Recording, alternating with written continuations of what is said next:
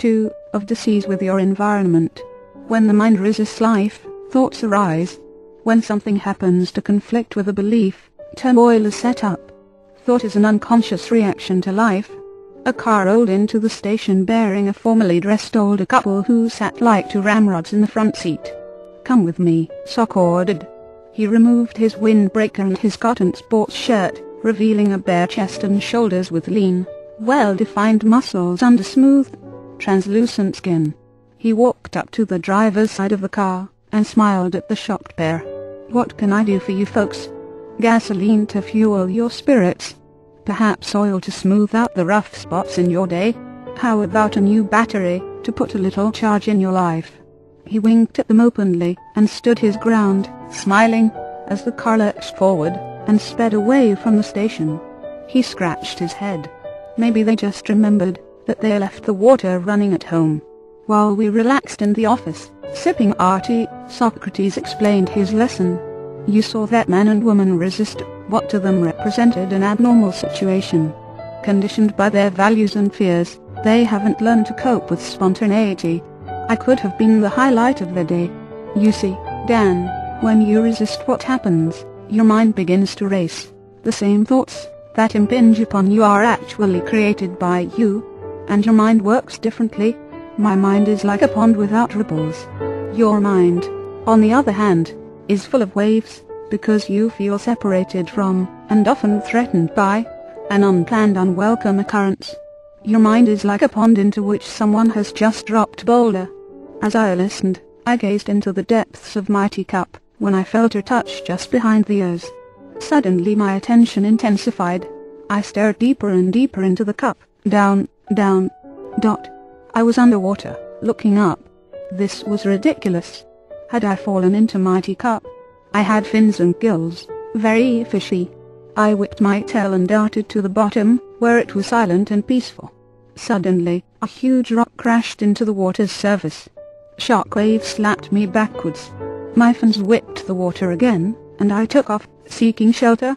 I hid until everything quieted down again. As time passed, I became accustomed to the little stones that sometimes fell into the water, making ripples. The large plunks, however, still startled me. In a world filled with sound and dryness again, I lay on the couch, looking up, wide-eyed, at Sock's smile.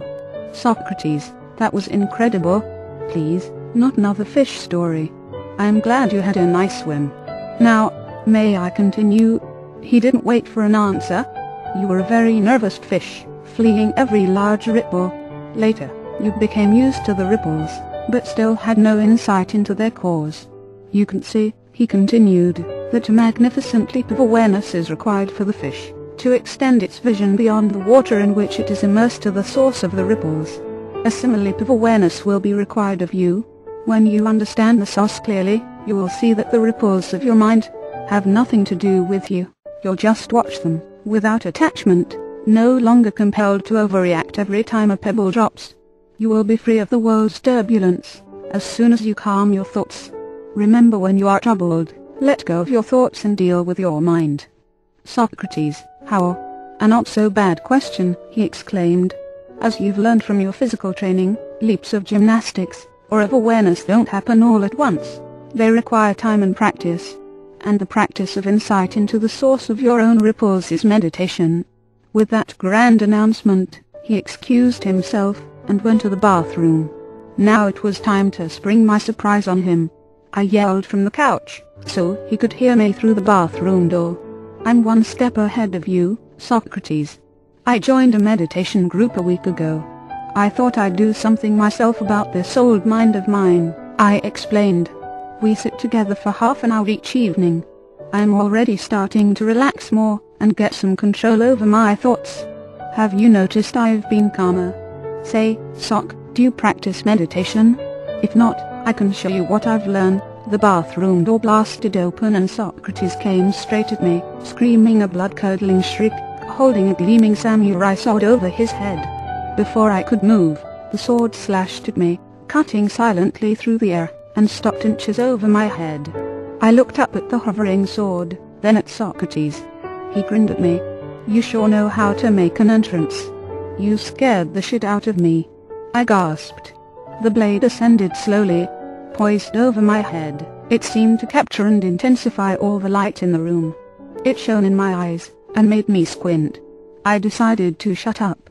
But Socrates only knelt on the floor in front of me, gently placed the sword between us, closed his eyes, took a deep breath, and sat perfectly still. I watched him for a while, wondering if this sleeping tiger would waken and leap at me if I moved.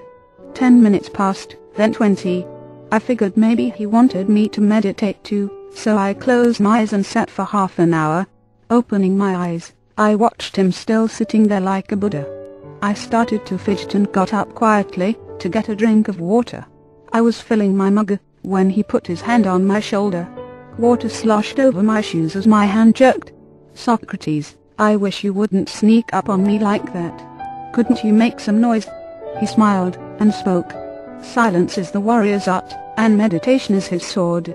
It is the central weapon you'll use to cut through your illusions. But understand this.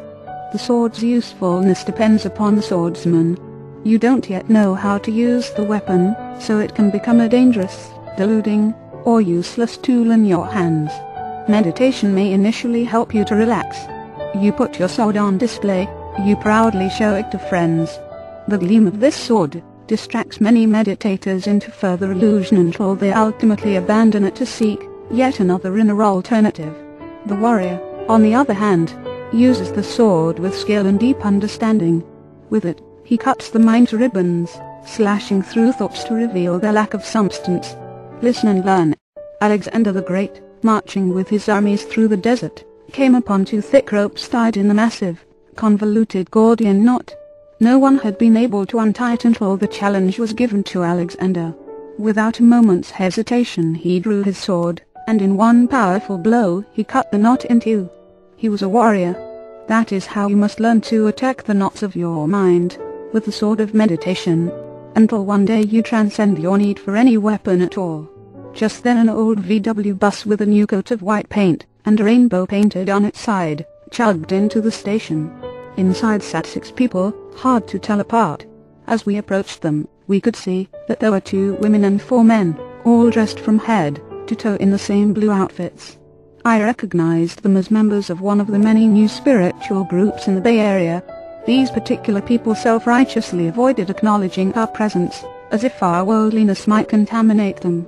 Socrates, of course, rose to the challenge, immediately affecting a combination limp and lisp persona. Scratching himself profusely, he was the perfect Quasimodo.